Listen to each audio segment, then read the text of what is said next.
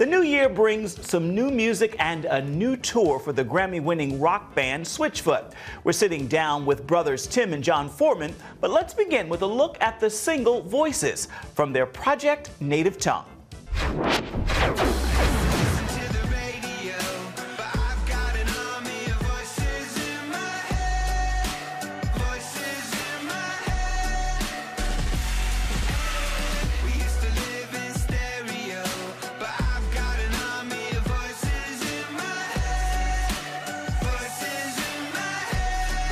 The single that we've heard thus far, you speak of voices and voices sort of drowning out others. Tell us about the story behind how this all came together. Every day, every moment is filled with voices for me, you know, I'm sure for all of us, right? And every possible action, there's a voice that would say, no, that's a good idea, try that, you know? For me, this song kind of picks up the idea that the clarity is not found in the screaming voices that are coming at us from all angles, but rather the still small voice that's speaking the truth. Now the new project is called Native Tongue? That's correct.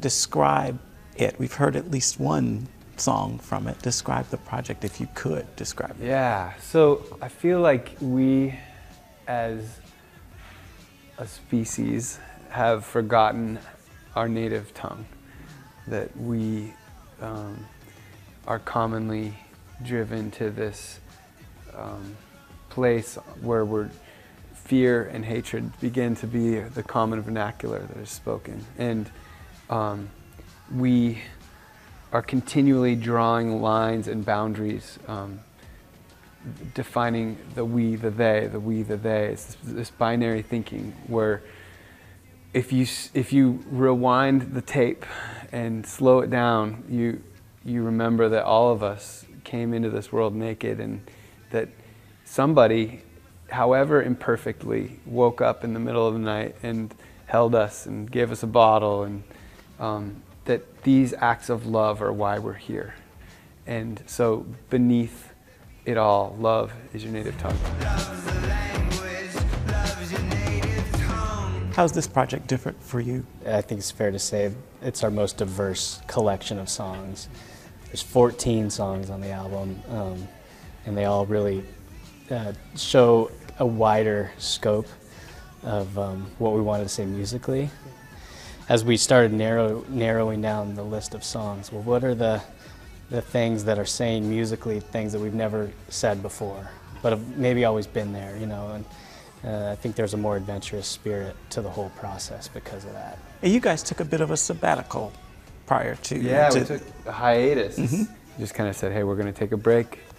We're going to unplug for a little while. And it was so incredible.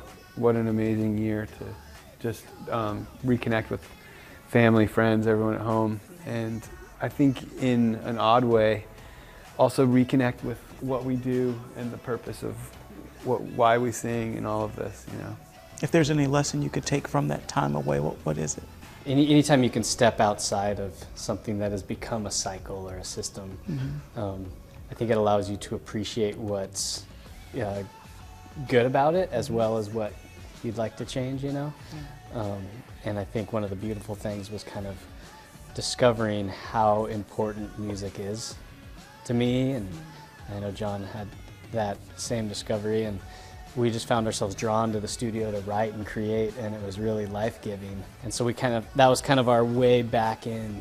I think I love it more now than ever, you know. Almost as if you're beginning again, and as you begin again, what will you change or do differently from that time? Yeah, so we kind of had a mantra for our time in the studio, and it was to follow the joy.